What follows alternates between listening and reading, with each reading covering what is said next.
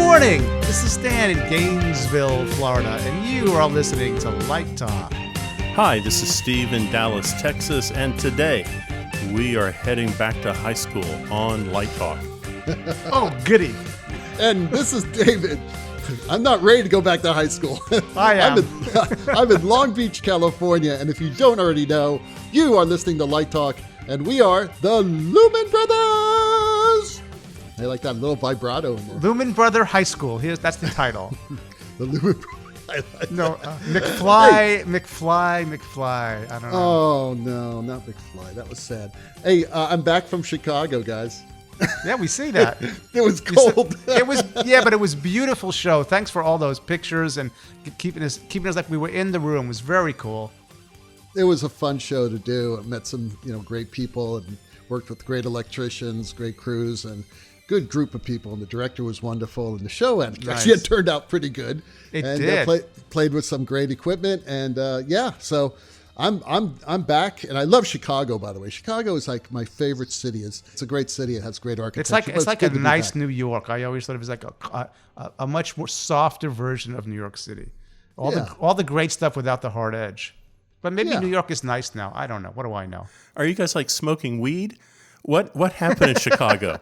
You left ahead of a 6-inch snowstorm. Chicago is horrible. Some people like snow, Steve. Some people ski. Not in May.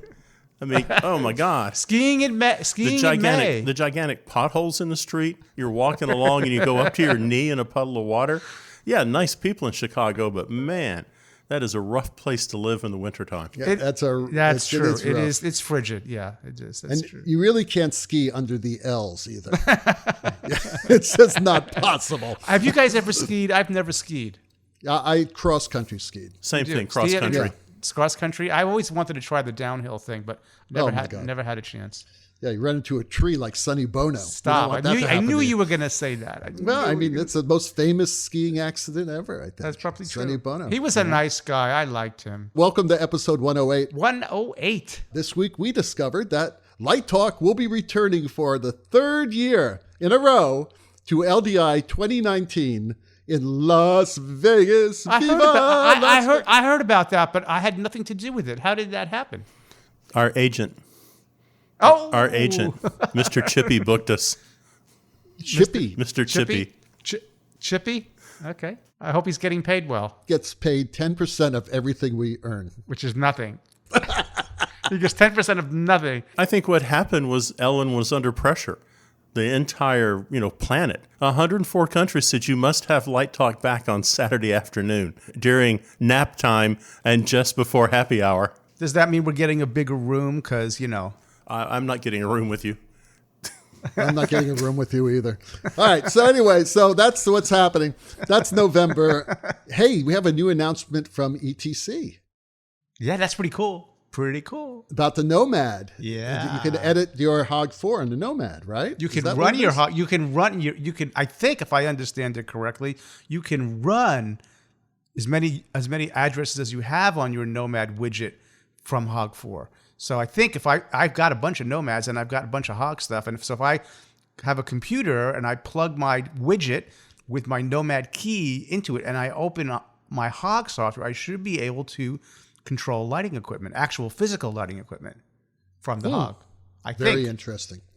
Well, anyway, we'll get more information on that. That was just announced this week. And that's about it. Oh, and there was this really incredible episode of Game of Thrones last Sunday that no one could see, but we'll get to that one later.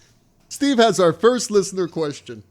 Yes, we have a question from someone who doesn't want to tell us where she is. It is Ms. Hatfield. And in her own words, she says, a confused actor in my first year teaching high school drama. And the question is, in your opinion, what are the benefits of LED light? What can a conventional light do that an LED can't? And which light do you prefer? So she's going for the 3-for-1 question here. So really, multi-parter. Let's talk about what a conventional light can do that your LED can't. It can burn you. It can take the place of 10 other lights. So if you have one LED light, you need so many less lights that you don't have to hang them and do all that focusing over and over again, so you can have more time at the console in rehearsal playing with the light to see what's right for the scene. I don't know about 10 more lights, but that's all right. I guess if you had 10 colors, yeah, okay, sure. Now, let's say it takes 15 lights to wash your stage one time. If you do that in one color, but you need 3 colors like RGB to mix, then you would need 45 lights. So if you do it with if you do it with 15 LEDs, you need 15 lights as opposed to 45 lights. And there's a lot of benefits to that. You hang less, you have less weight overhead, you don't have to spend all that time, and you can spend more time at the console in rehearsal making beautiful lighting that is appropriate for the scene. I think the big benefit of the LED over the conventional is the lamp doesn't burn out. You're probably going to be at that school for your career before the LED fixture burns out and stops working. The benefit of that is all of a sudden at 7:30 or 7:45 at night, you're not going to have a lamp that's going to burn out on you right before the curtain goes up. I mean, I don't know about you, but in Dallas, the school district here does not allow teachers to climb up a ladder to change a light. And they sure don't let students climb up the ladder to change a light. So all of a sudden, you're kind of stuck. If the lamp burns out, you just work that night with a big dark spot on stage, and then they have a maintenance crew come out the next day. It's clearly for safety reasons. They don't want people to fall. But, I mean, that's a biggie if you don't have to worry about that again. You know, Mrs. Hatfield, you should buy the LEDs, and when they burn out, that means it's time for you to retire and start collecting your pension. And call Steve. Well, I mean, what, 50,000 hours? You're talking about having your light turned on for 24 hours a day at full intensity for 10 years. I mean, David's got a point. You might retire before the thing burns out. No, it's time to retire. That's my point. That's like the big alarm clock. Is when those LEDs burn out, it's time to retire. Start collecting your pension. So I want to jump in. I agree with what you guys are saying, but I'll say one more thing for Mrs. Hatfield about that choice. It's not the light source that is the weak link in that LED fixture. It's the driver and the electronics, the little computer that's in there that makes it work. And one thing to just, if you do that LED thing, just make sure you don't leave them powered on all night. Make sure that even if the light's not coming out the front, you want to turn the electricity off to them, because that's the thing that burns out. And that's the thing that doesn't have a 50,000 hour lamp life. And I would also add, don't buy the cheap ones, because the cheap drivers won't last, right? And that's really, really a critical feature. You've got a little computer in there, so you've got to think differently about it in terms of caring for it, and make sure that they're actually powered off when you're not using them. And then I think you have a really good shot at making it to retirement. So it sounds to me like Ms. Hatfield might be the weak link. No, she's not. Miss Hatfield is not the... I mean, you know, we're humans, and obviously we're not going to last as long as like an LED driver. Let's ask her last question. Which one do we prefer? Which question? Oh, which light do we part prefer? Three, LED. part three. Well, it depends LED. on what you're doing.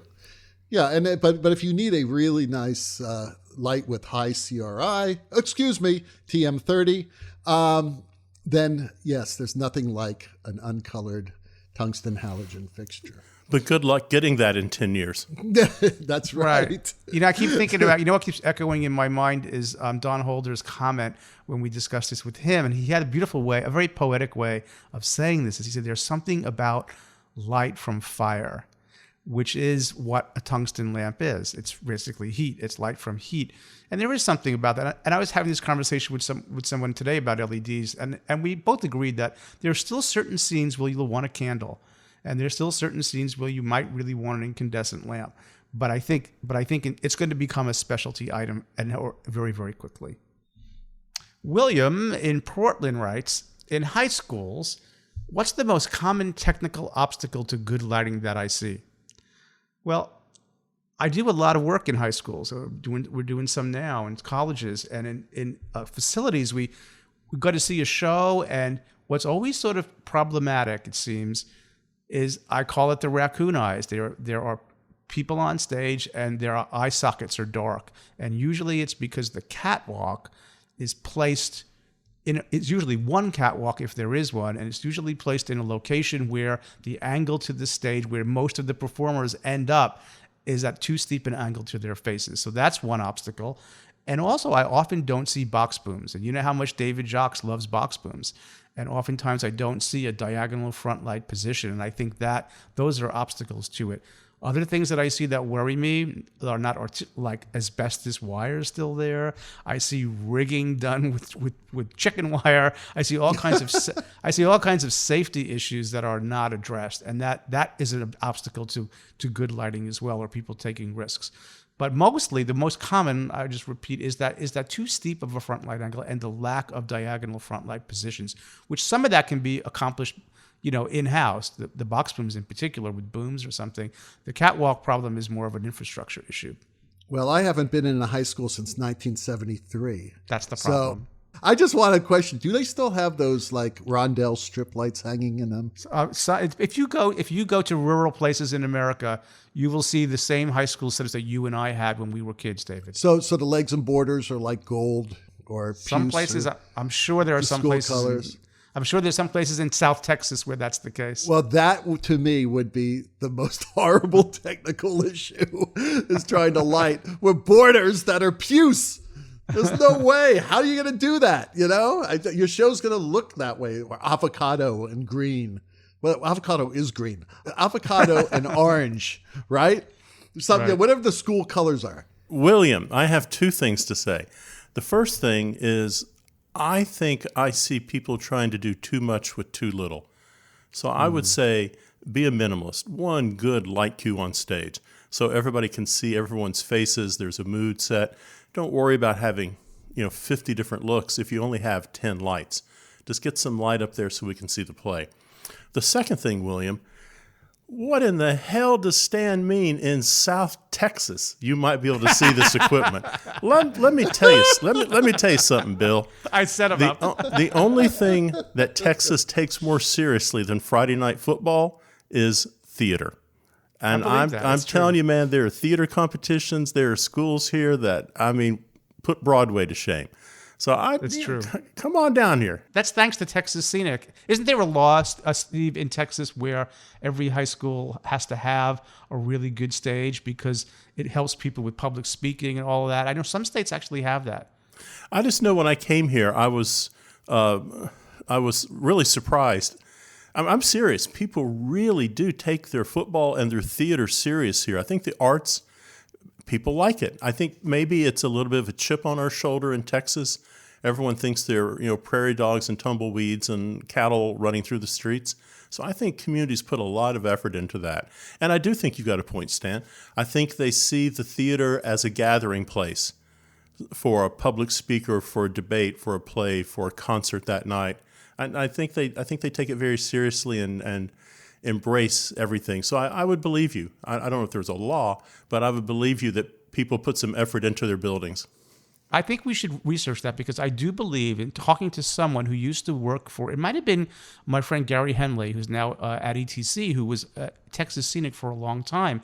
And I think he told me a story that some of the original founders of Texas Scenic saw the value in students doing theater in high school, and they did lobby the legislature. So I think there is something embedded in Texas. So it was tongue-in-cheek when I said that, because there are other states that are not like Texas. But I have been amazed at the quality and the work in the Texas school systems in theater. But in other states, that's not the case. Well, I just came up with a great idea. Since Texans love their football and their theater, what they should do is they should integrate theater into a football game. So you do like the first half, and then It's halftime. No, listen. You have halftime, right? But you extend it a bit to like 3 hours, so you can do like Uncle Vanya, right? You do a production of Uncle Vanya in halftime, and then you do the second half. Who's going to stay for that? Well, just the best of both worlds. Uncle Vanya in Texas. Uncle Vanya's pretty cerebral. I don't know. I could see the full Monty being performed during timeouts. The full Monty. Now we're talking. There's Steve's All right. Okay, Ronnie in Kansas says, "Hey, I'm looking to focus my first design ever for Annie Jr." Who's Annie Jr.? I don't know. Steve? And Annie Jr., I guess that's Annie Senior's daughter. No, there's a bunch of these plays where the playwrights have gone back and they've edited their work to make the play run about 60 minutes so you can get it into a school period high school friendly.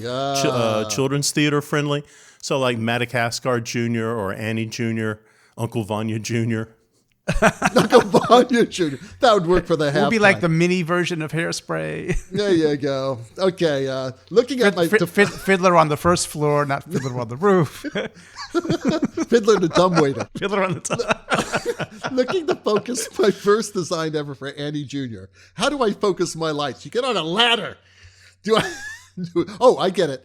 Do I aim for the actors? Aim for the floor where the actors may be standing? Or do I just light the set background? Well, I don't know.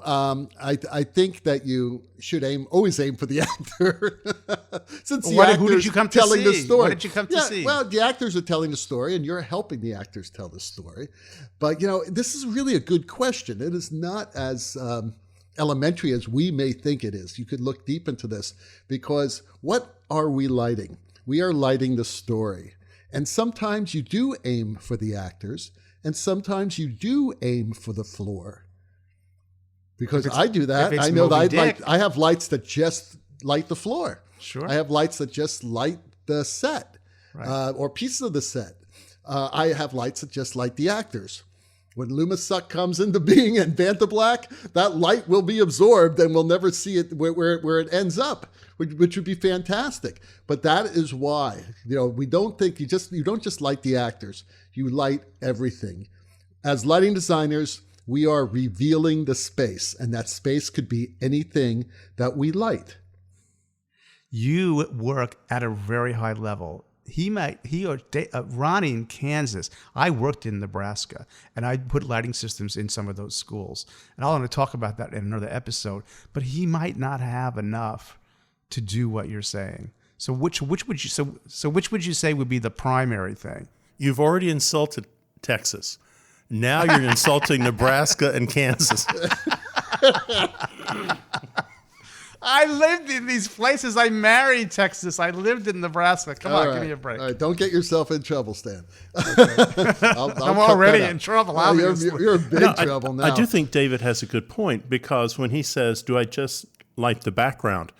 Maybe if you have a choir on stage, you're lighting a big white wall behind them. You're lighting the cyclorama. Maybe you're turning it blue. Then maybe you're aiming at the actors on stage. So it really is a complex question, I think.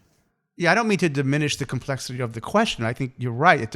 I think, David, depends upon what's going on at the moment, where the story is. That's a fluid answer. But I think in practical terms, sometimes some places don't have enough lights. Then they have to sort of make, like all of us, have to make a choice. Yeah, but here's the deal. Sometimes you don't need a lot of lights. Sometimes one light will do it. And I think that when people start creating systems, they have like 10 areas of front light, and they have 10 areas of backlight and all that. One light at the edge of the stage could light the entire stage if it's a 50-degree fixture or something like that. So that's one light. And I'm going to get back to something we talked about weeks ago when someone asked, what is the first light you turn on? Well, the way I try to teach my students is, what is the most important light for this particular moment, and what angle will it be in, and where would it be located, and that's the light you hang, and that's the light you focus. I once did a production at English National Opera of Tosca, where I lit Act 2 with 3 lights. 3 lights. Well, actually, there was 4 lights. But the main acting was 2 lights, and then there was a light coming through the window and a light coming through the secret door, and that was it, right? And that's because those are the most important lights in the show. So you don't need 30 lights, 40 lights, 100 lights to do this. You can do this with a very minimal amount of lights, depending on where you put them, what the angle is. So I say, be as simple as possible and tell the story with the light. I think the one thing that Ronnie does need to think about there is, it says, do I aim for the actors or do I aim for the floor? You don't always have actors in the space when you're trying to light it. So maybe it's worth your time to find yourself a mannequin or even a 6-foot stepladder and put that on stage where the actors are going to be standing and light the ladder or light the mannequin. And just move that around the stage so you have a good sense of what you're doing. It's very difficult just to light the floor and understand if you have any kind of coverage at all. The floor might look great, but when people walk into it, maybe not so great. So if you can get yourself anything, 4 boxes stacked on top of each other, something so you've got a target. Ladies and gentlemen, you are listening to Light Talk with Stan, Steve, and David, and we are the Lumen Brothers. And Light Talk is sponsored this week by HBO presents Game of Clones, The Final Battle. Legend has it that 7 lighting houses battled to the death to rule the continent of Strand Saros, and ultimately to sit at the Iron Console. To garner favor among the plebeians, the houses offered free software, free training, and face-changing technology such as Instapyro and Dragon Glass lenses. Some would conquer and assimilate smaller companies, while others would doom their fate by bending the knee to corporate conglomerates. Some would keep their humble beginnings forefront to guide them through the haunted forest filled with corporate direwolves and 3-eyed salesmen. Others would rely on primitive technology, but soon find out that horses and fire is no match against ice storms and dirty DMX. They all thought that the Great Wall of Light would protect them, but quickly discovered that the wall could not stand up to the blue flame from zombie dragon pyrocannons. The armies from the north have magical tracking ravens, but the armies from the east have flying pigs. So after 7 years, the armies joined forces to wage one final battle against the Ice Germans and the Light King, who cleverly used murkiness and darkness to their advantage. All the while, the Knights of Illumination lay in wait to annihilate the survivors.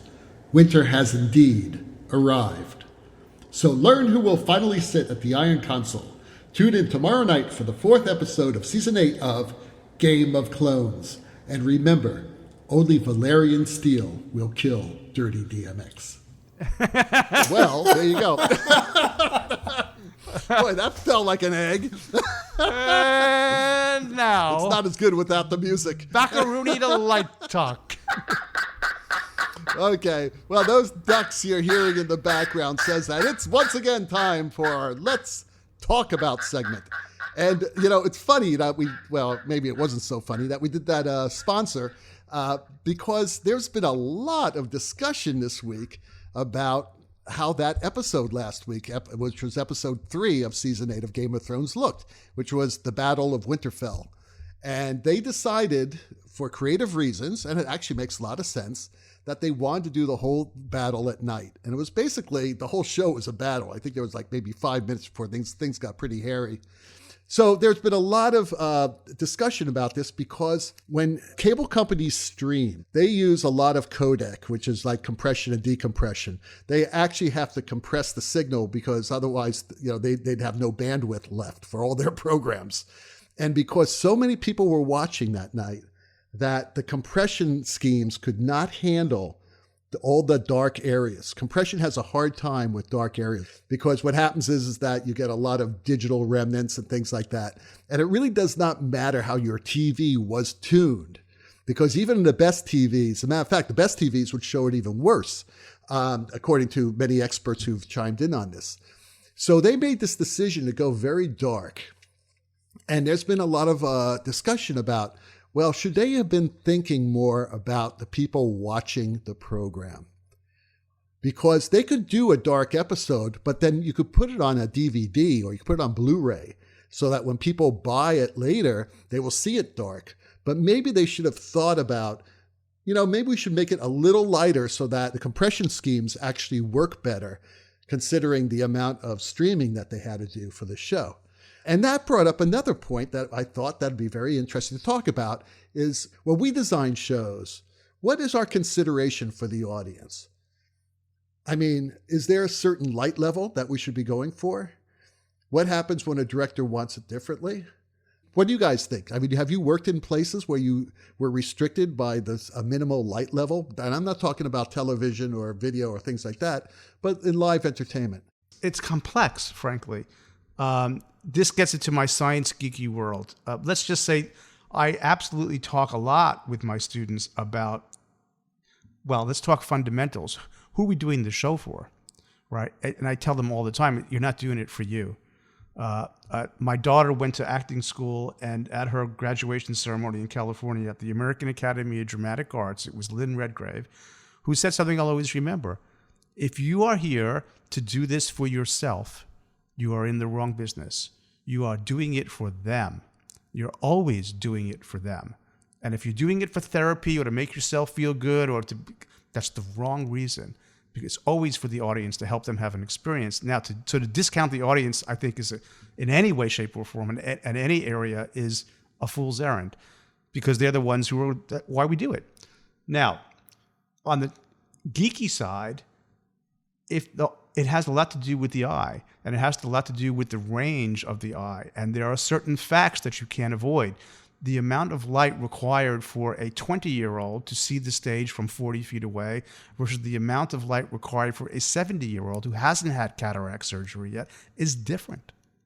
It just is. And if you're working with an older director who hasn't, this is a subjective, but there's a spectrum here. So you do have to consider that. And what makes it even more complex is the longer you're sitting in the room or in the scene under a certain lighting condition, it's always getting brighter. It isn't getting. I demonstrate this on the first day of class in architectural lighting. We read a great book that I think Steve has on the website called In Praise of Shadows, and everybody should read it. It takes about an hour and a half, and we go into the room, we turn off the lights, and we light an old-fashioned candle. And I ask everyone to look across the room, identify another person, and note right now how much detail they can see on their face, and they do. And then we talk about the book. I read certain portions of the book for a while, and then about 20 minutes in, I now say reevaluate how much detail you can see on the same person's face you looked at when we started this conversation. And there's a huge difference. And I ask the question, did I make the light any brighter in here? I did not. It is the same candle. What has changed is time. So these are very, very complex issues, and that's just two easy ones to comprehend. We're now talking about something called melanopic lux, and which I'm just getting my head into, which is what the level of light you need when all three of your rods and cones, all three of your trichromatic vision is all activated. We're seeing this in street light development, where we can get more ability to see depending upon what the spectrum is. Right? So this is really complicated stuff, but the simple answer is, oh yes. You really do have to be thinking about this. And that's just a couple of simple areas that I'm mentioning now. Did you notice that Ghost didn't hang out down there very long? He turned around and ran back. Well, we never saw Ghost turning around. He came back. But I know he's survived. No, he came back. He ran back. You could see that white shadow running. Oh, yes, he came right back. I guess I have to confess something. I don't watch Game of Thrones. So that was a digital artifact on my television. I couldn't see anything. I think what's interesting here is the cinematographer's statement. You saw exactly what I wanted you to see. And I went back and I looked at the episode again, and I think he's right. I saw exactly what he wanted me to see. What I found annoying was that I wanted to see more. So maybe, I understand what you're saying about compression television and the cable networks doing what they do to get a signal to someone. Maybe we have to take him at his word. We wanted to see these shadows and out-of-focus images and clumps of humanity moving around and focus in on one person. It's not how we normally process information. We need all that other background information around us to have that focus point. And it was difficult watching a focus point with a void around it for, an hour and a half, 20 minutes? Well, yeah, but there was a technical issue there because I went back and watched it a few days ago again, And it was a lot clearer because not so many people were streaming it. They did not have, they had a lot more information going across the lines because it was done I watched it in the middle of the day. And, instead of prime time on Sunday night at 7 o'clock when everybody's watching it, they have millions and millions of people tuned into that program. And, everybody's on HBO watching this thing. So the cable company has to figure out a way to handle all that data. And it was really bad. I mean, there were large blotches of digital noise all over the place. Now, when I saw it again the other day, it looked a lot better. And it didn't bother me that it was dark. Didn't bother me at all. What bothered me was that when people were moving, you would see these splotches come out of the darkness. And instead of looking at Sansa, you'd be looking at the background because these weird digital pixelated splotches were happening. That's what bothered me about it. Not that it was dark. There is something interesting about the boogeyman jumping out of the darkness. That was a horror film we were watching. Oh, yeah. Yeah. It was very well directed. In that article, Steve, that you posted from the cinematographer, now I've got to admit, I'm not a Game of Thrones watcher, but I thought he made a very interesting point, which ties into what I was saying about the geeky, sciencey stuff, is he talks about the ambient light in the room and how much of a difference that makes. And I think that's true. I think that's a factor. If you watch Game of Thrones more often, Stan, you would find out it's probably the best lighting in television. Okay. And has been that way for, the last 7 seasons. Okay. And I would say that this last episode was also great lighting when the technology can support it. Sure. Which is why I thought they should have tuned it a lot better for last Sunday night. For the majority of the people who were watching it. There was a lot of negativity about that, and it really did hurt the experience that a lot of these people were experiencing watching the show. And that is why this question came up, is how much do we have to take in consideration for our audience? And I think you guys made some very good points, especially Stan, you're talking about, the sensitivity of the eye as you grow older.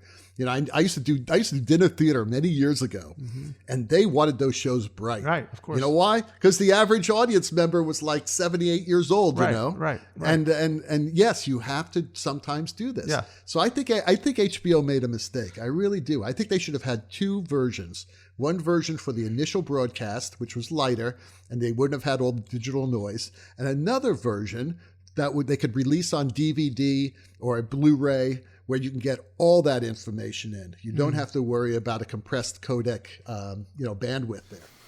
Okay, we have a question from Tracy in Wyoming. And I want to know what is up with high school teachers. You've sent me 4 questions here. So Tracy in Wyoming writes, I need help building my tech program. How do I find tech students? Once I have them, what should I teach? And I am a director, actor who has never done tech. And is there a good book? So here's what I would say. I would say if you're a young teacher starting out in high school, you don't need any help building a tech program. I think this is thinking about it in an odd way. I think what you're building, and it's unique to high schools, I think you're building a theater company. I think for 2 years of senior high, or if you teach a 4-year high school, you're bringing together a bunch of people, and what you should be teaching them is how to be an actor, how to run a box office, how to sell a concession, how to focus a light, how to sweep and mop the stage, how to contribute as a community to put a show on stage. And I think what you're going to find is you're going to find students who come into your theater program who want to act. And I think you're going to find students who come into your program who don't know what a stage manager is, but when you explain it, I think they might find it interesting. I think you're going to find people who like to work building things. So I think you're going to have a self-sustaining force. I know in Texas, I don't know about Wyoming, in Texas we still have some vocational schools. You might partner with your vocational department, if you have one, to look for those technology students. But generally, I think if you build the program and you have interesting plays and it's fun and you can build yourself a booster club, I think you're going to find the tech students are going to show up just like the acting students do. And in regards to a good book, good luck. There's a lot of them out there. You can go to our website and look at stuff, but I don't think there's a good just basic cookbook. I think what you need is someone who can help you build something, because what you're going to find the books on how to build a flat or how to build a platform, that's great, but maybe they're going to show you some theatrical hardware that you can't find, that maybe you have what you need down at Home Depot. I think you're building an acting company, a theater company, and then letting it all sort itself out. What was that great quote from Field of Dreams? If you build it, they will come. They will come. That's the bottom line. They will come. I can't add anything to that. I think that was a beautiful answer. Yeah. Well, that Hammond organ solo tells us that once again you've spent another morning listening to Light Talk. Check out our website on lighttalk.org for future guests, and be sure to follow us on Facebook and subscribe to our podcast on iTunes. That way you will not miss a second of Light Talk fun. No guarantee is offered regarding the accuracy of any statements or opinions made on this podcast.